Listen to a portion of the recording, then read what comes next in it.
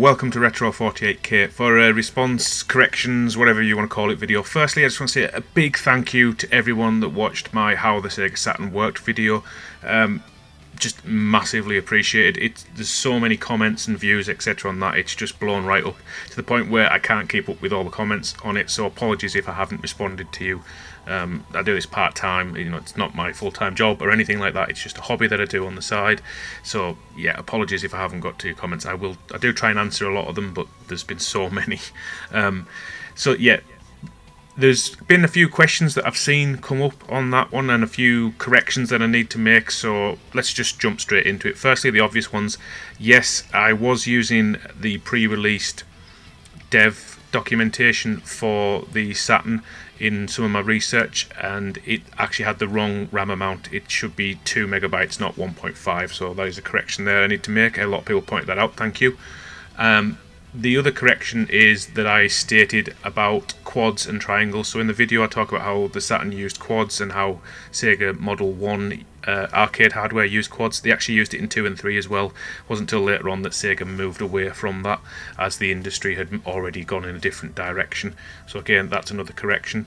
And the next big one is transparencies. So this, I think, caused a lot of confusion, and I maybe didn't explain it quite as well. I'll put it back up on screen now.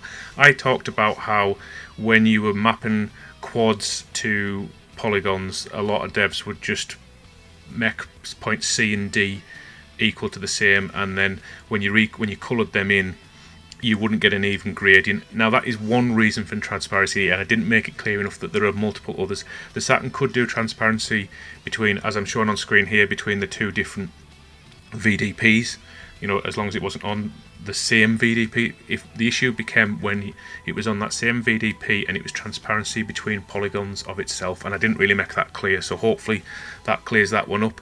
The other issue that was right but probably needed more explanation is I talked about texture mapping and how things like on Gran Turismo on the PlayStation, they actually moved the texture to get those reflections across it. That wasn't technically possible at the time, or thought possible at the time on the Saturn. It has since been proven to be possible with various hacks that have been put into the engine. If you check out Hellslave, it's a really good example of what the Saturn could do with enough time and effort. But that kind of comes back to the point that I was making on the video, and hopefully it's come across in a lot of these videos where I'm not trying to bash the systems, and I'm not trying to say this CPU was more powerful than the other. The point of these series is to say, don't just take a number or a marketing campaign like blast processing, or this processor was 100 megahertz and this one was 50 megahertz and therefore it's twice as powerful. There's a lot more nuance to these systems than that. These are complex machines, so saying one is more powerful than the other based on that is difficult. And my main point around the Saturn effort was that at the time these developers were all used to low-level hardware, so while now a lot of devs are used to using various Unreal engines and things like that, so might not know the hardware as well, it wasn't necessarily a difficulty thing. There's a difference between effort and difficulty.